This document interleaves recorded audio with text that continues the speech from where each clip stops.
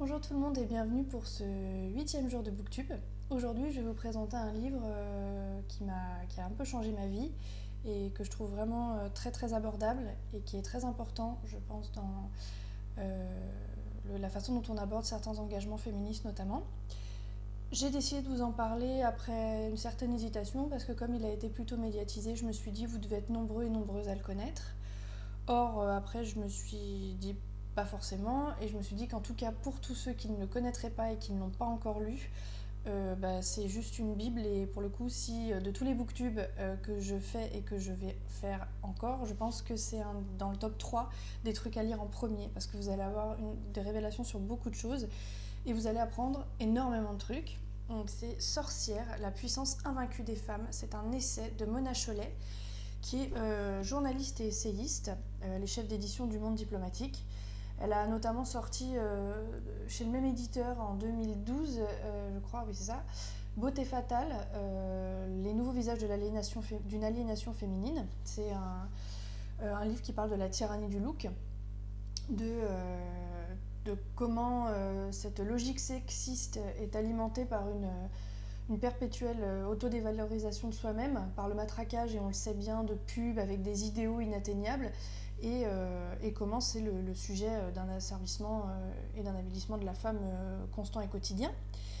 Et elle a également sorti, toujours chez le même éditeur en 2015, un essai que je n'ai pas lu, mais qui s'appelle Chez soi, une odyssée de l'espace... Non, oui c'est ça, Chez soi, une odyssée de l'espace domestique.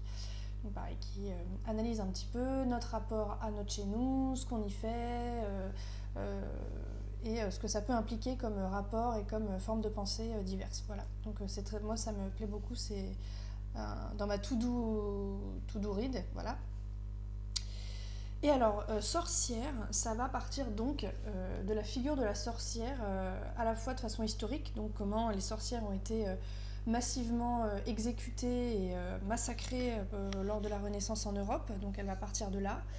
Et pourquoi, dans quel but, comment cet asservissement de la femme s'est fait en même temps que l'asservissement de la nature, et qu'on a commencé à prendre la nature plus comme un don, mais comme quelque chose d'acquis et d'exploitable à souhait. Et c'est très intéressant parce que du coup on va y voir beaucoup, elle va commencer à aborder des questions d'écoféminisme. C'est hyper intéressant, elle va parler de plein de figures dont moi j'avais jamais entendu parler, qui m'ont donné envie de lire. Enfin, c'est vraiment super cohérent, super subtil. Et du coup, de toutes ces sorcières qui ont été massacrées, quelles femmes ont été éliminées, quelles femmes ont été décimées, quel genre de femmes ça a réprimé en fait. Et du coup, elle va en sortir trois types. Elle va se baser sur trois types de femmes. La femme indépendante, dans le premier chapitre, la femme sans enfant, sans désir d'enfant, et la femme âgée. Parce que notamment la femme âgée, c'est un des chapitres que j'ai préféré parce que c'est vrai que voilà, hein, quand on voit la sorcière, on la voit sur son balai avec sa verrue, on voit bien le mythe populaire de la sorcière. Aujourd'hui, il y a des sorcières avec une image positive, mais ça s'est quand même arrivé assez tard, notamment je crois elle le dit dans le livre avec le vieux film Le Magicien d'Oz, où on voit je sais plus comment elle s'appelle, Pandora je crois, je sais plus, mais une sorcière bienveillante qui vient, qui est belle, qui est plutôt jeune, enfin bon bref, une image moins diabolisante on va dire de la sorcière, qui a son lot d'inconvénients aussi et qui est aussi illustrateur d'autres choses, mais voilà. Et elle va aussi montrer, moi ce qui m'a beaucoup plu, c'est qu'elle montre comment l'asservissement des femmes a été nécessaire à la mise en place d'un capitalisme patriarcal, celui qu'on connaît aujourd'hui. Et en lisant ces chapitres qui sont extrêmement bien faits, vous allez avoir des connexions qui vont s'établir dans votre cerveau, vous allez faire « Ah mais oui, mais c'est criant de vérité ce qu'elle dit ». Elle se base sur des statistiques, sur des données réelles, tout en recentrant toujours de façon hyper humble sur son prisme de pensée personnel et sur ses anecdotes personnelles. Son introduction, elle est hyper claire et je la trouve super et nécessaire. Où elle dit oui, voilà, moi je suis pas historienne, je suis journaliste, donc oui, je vais vous parler un peu d'histoire, je me suis renseignée, mais je me considère pas comme historienne, je reste à ma place, quoi. Et elle va distiller dans tous ces chapitres, voilà, sa pensée à elle, son ressenti et son vécu à elle, ce qui est quand même hyper chouette parce que ça permet de s'identifier et de se rapprocher un peu de pas mal de choses plutôt que par l'aspect universitaire et théorique. Et vraiment, ça amène des notions diverses et variées. Ça aborde beaucoup. C'est un point de vue qui aborde beaucoup de questions féministes de façon très subtile et très claire. Pour les gens qui ne sont pas du tout au fait de ces questions-là, c'est toujours le bouquin qui est recommandé par les libraires. Vous voyez sur tous les sites comment faire aborder la question féministe à quelqu'un qui n'est pas du tout au fait de ces questions-là. C'est toujours le livre qui est, qui est cité en premier. Et en plus, c'est vrai que moi, par exemple, je commence beaucoup d'essais, mais j'en finis très peu, parce que le format, l'essai, je trouve que c'est très difficile à tenir. J'aime beaucoup les romans, j'aime beaucoup enfin, tout type de bouquins, mais c'est vrai que les essais, je trouve que c'est une des formes les plus difficiles à s'approprier. Et là, plus vous avancez et plus vous vous dites, enfin moi j'ai dû manger les chapitres avec beaucoup de lenteur, parce qu'il y avait tellement de choses à intégrer, tellement de trucs énormes que vraiment vous refermez le livre et vous vous sentez habité d'une force nouvelle. Et j'ai eu la chance pour ma part de connaître Mona Chollet d'une conférence au Théâtre du Noy dans le 13e à Paris, où elle parlait justement des différents visages, suite à une pièce, des différents visages de l'apparence de la femme, de la beauté, tout ça. Et je l'ai revu ensuite quand le livre Sorcière, donc qui est sorti en 2018, je l'ai revu suite à ça dans une autre conférence où elle parlait de son bouquin. Et vraiment, elle est limpide, elle répond à des questions de façon voilà, très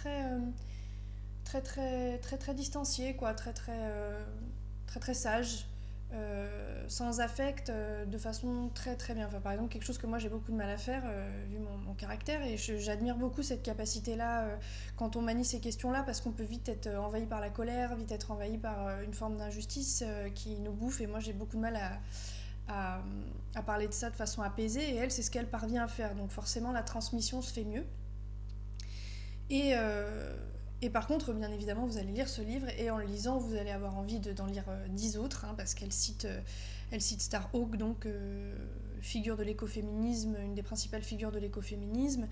Elle cite Silvia Federici, qui est une enseignante et militante, qui enseigne les sciences sociales, qui dit des choses hyper cohérentes qui était en avance, parce que tout ça, hein, elle cite des gens qui ont beaucoup d'avance sur nous, ce qu'on découvre aujourd'hui, qui ont soulevé ces questions-là bien avant nous. Et vraiment, elle rapproche aussi vraiment ce côté, à un moment, on a soumis la femme. Et tout le dernier chapitre, c'est vraiment, je crois que le chapitre d'ailleurs s'appelle Mettre ce monde cul par-dessus tête. Et elle rapproche vraiment toutes les questions environnementales et elle englobe vraiment tout le système capitaliste en disant c'est vraiment un système qui n'a pas lieu d'être pour notre planète, pour nous et pour l'égalité et l'équité de tous, quoi. Donc c'est très joli. C'est voilà, je vous le conseille. Si vous devez lire un livre cette année, lisez celui-là. Si vous ne lisez pas, essayez quand même. Si vous dites c'est un essai, je vais pas comprendre, je vous assure, essayez quand même. De tous ceux que je vous présente, vraiment c'est celui qui va faire la différence, et que vous soyez un homme ou une femme d'ailleurs, hein, ça s'adresse à tout le monde. C'est même salvateur que ce soit des hommes qui le lisent, parce que moi je connais beaucoup de femmes qui l'ont lu, je connais peu d'hommes qui l'ont lu. Donc messieurs, allez-y, lâchez-vous. Ça va aussi vous parler et ça va vraiment aussi débloquer plein de choses, je pense. Voilà, donc je voulais au départ vous en lire un extrait, mais en fait j'ai mis des marque-pages sur à peu près 18 pages, donc je préfère ne rien vous dire et que vous le découvriez par vous-même. Il y aura des chapitres qui vous parleront certainement plus que d'autres. Et voilà, donc Sorcière, la puissance invaincue des femmes, Mona Chollet, ayez-le, écoutez-le, lisez, même un petit extrait, lisez-en un extrait, vous allez voir, vous prenez un chapitre au pif, vous commencez et voilà, vous verrez, c'est vraiment très abordable. Voilà. Donc sur ce, j'espère que ça vous aura vraiment donné envie, lisez-le, demandez-le moi si vous le voulez, parce que je peux vous le prêter. Et sur ce, je vous souhaite une très bonne journée, je vous dis à très vite, et essayez de profiter du soleil malgré le confinement, mettez-vous à votre fenêtre, et voilà, faites-vous plaisir, quoi. Voilà, bonne journée, à bientôt.